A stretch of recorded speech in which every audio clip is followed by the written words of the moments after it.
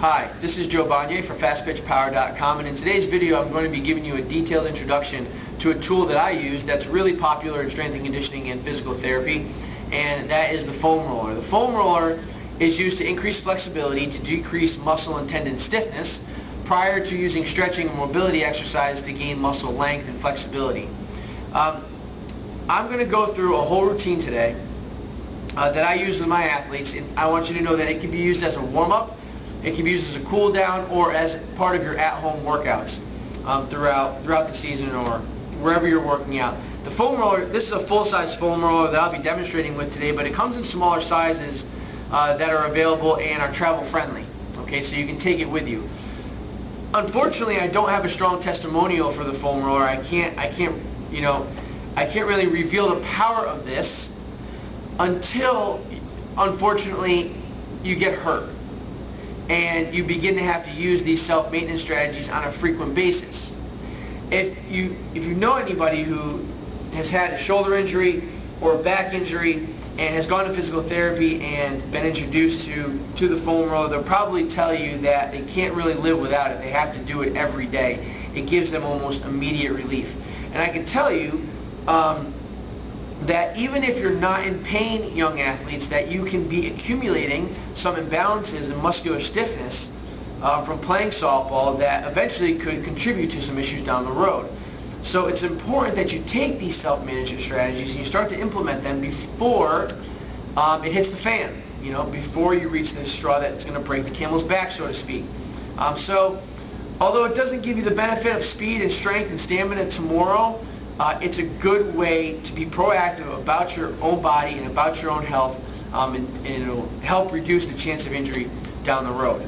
Okay? If you have a specific issue going on, knee, back, shoulder injury, take the exercises that I show you around that area, incorporate them within your own corrective exercise program, or if you don't have one, begin to use them and see how your body feels. Okay? So, with the foam roller, we're going to start from literally the foot and work our way up. I'm going to start with the back of my calf and my Achilles. Now what we're doing here is we're really taking a cold muscle or a muscle that's not warmed up, and we're really kneading it out. Okay, using the pressure from my body weight against the foam roller to knead the muscle and massage the muscle and begin to either break up some of the connective tissue or get some of the fluids moving through that tissue, to loosen the tissue up, warm it up, and to promote recovery, okay, through that stiff tissue. So first, in this position, I'm going to prop my butt off the ground. I'm going to bias one leg, and I'm going to begin to roll probably 3 to 4 inches, nice and slowly at a time, along the Achilles. I'm going to go fast for time's sake in this video, but you can spend as much time as you need on the sore areas of your body, and that's you can determine that on your own. So as you can see, I'm going to point my foot all the way to the right, okay, pointing up toward the ceiling, pointing in, rolling the muscle, trying to keep my right leg completely relaxed, rolling longitudinally up the length of my calf. What I also want you to do, if you find a sore area, like specifically the outside area of the shin, so I want you to roll horizontally, okay, side to side, along that gritty muscle.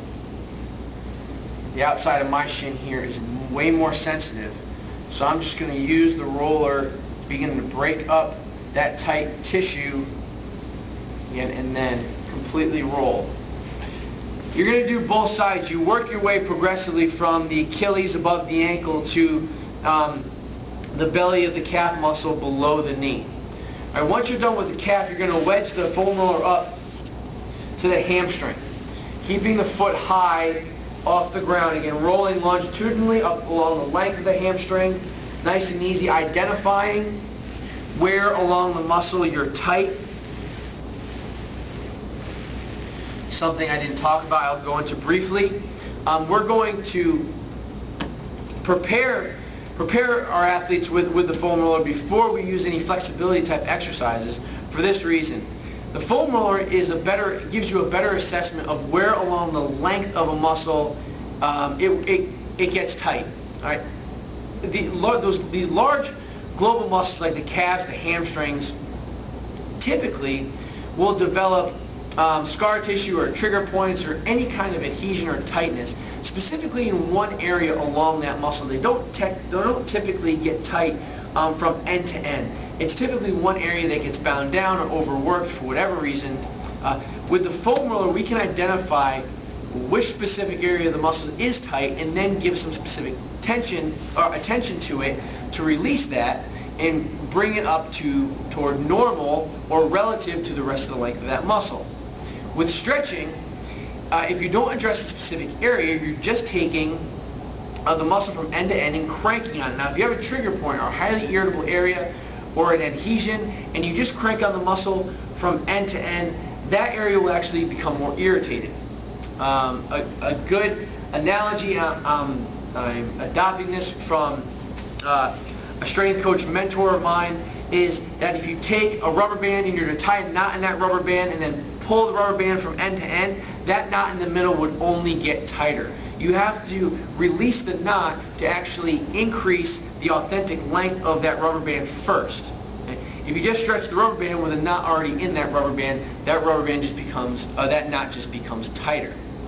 It's not as simple as that, but this is a better approach than just stretching a muscle recklessly, because again, the muscles don't get tight from end to end. There's going to be some specific areas or specific muscle bellies or heads of a muscle that are going to become more tighter and deserve specific attention. The foam roller is what gives you that assessment. Okay? So that's why I'm going to roll at the hamstring now, the outside lateral muscle, okay, underneath, and then I'm going to turn my toe in, roll the inside of the hamstring and up toward the groin. Wherever you're more sensitive, you're going to spend some more time.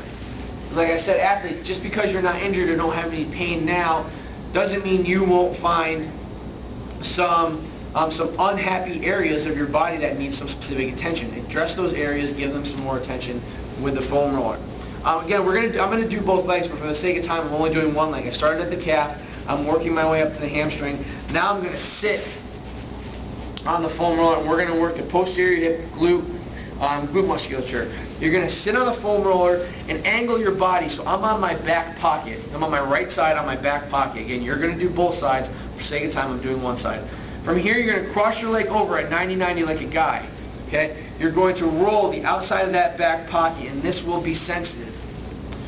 And dads, coaches, moms, if you have back pain, if you have hip or knee pain, steal your daughter's foam roller and use it on your own when they're not home. Okay? It'll help relieve those daily aches and pain. So now I'm rolling my glute again, longitudinally with the hip flexed and rotated, my leg crossed over. And I would do both sides. Here I'm going to gently walk down with the foam roller underneath my lower back. My hips are bridged off the ground. You can cross your arms over your chest or support your neck with your hands behind your head. You're going to roll the length of your back, rolling to the side, rolling the middle, rolling to the side. Work your way up to the middle back and in between your shoulder blades. Once you're here, you're going to cross your arms over your chest and roll in between your shoulder blades. Side to side, bias, one side at a time. Really give yourself a good hug to open up the space in between your shoulder blades and the upper back. That area, and we're talking about the shoulders and the upper back, everybody loves to get a massage in that area because it becomes so tense and overworked, especially in overhead or throwing athletes. Your pitchers, this area gets really, really angry, and there's a lot of tension that's built, so using this upper back roll right here is going to help to loosen it up. Okay, so arms crossed, rolling. You can roll longitudinally, and then you can roll side to side. This is not the most comfortable exercise in the world.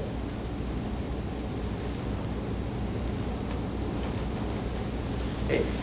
Along the back. So we've worked up our calf, hamstring, glute, low back, middle and upper back. Right from that position, we're going to work into a rib roll. You're going to place the foam roller about 3 inches underneath your armpit. Now if you have issues with your shoulder, okay, this is a place you want to start. Again, 3 inches under your armpit. There's a lot of muscle there that you probably didn't know was really tight or angry at you. You're overworked. You're going to roll horizontally from side to side with your palm up toward the ceiling. Again, staying 2 to 3 inches under your armpit along the ribs. You can work up a little bit higher toward the armpit. Open and close.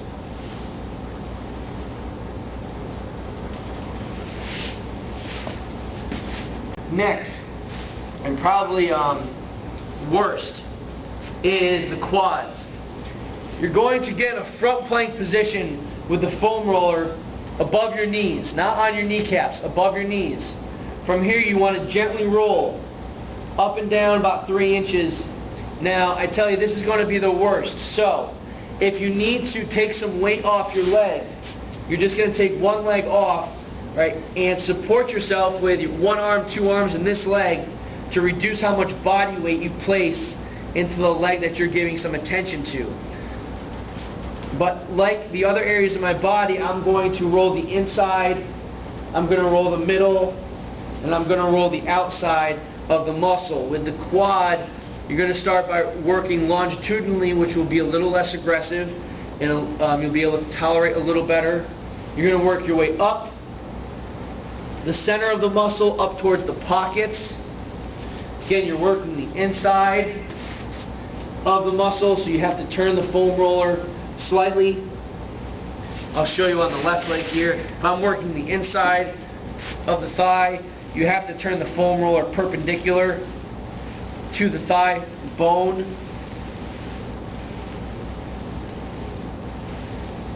And roll those muscles slowly. Take some time. Don't go as fast as I'm going with each segment. Once you're able to tolerate rolling longitudinally up and down, once you get back into front plank position, let those legs really relax and melt into the foam roller.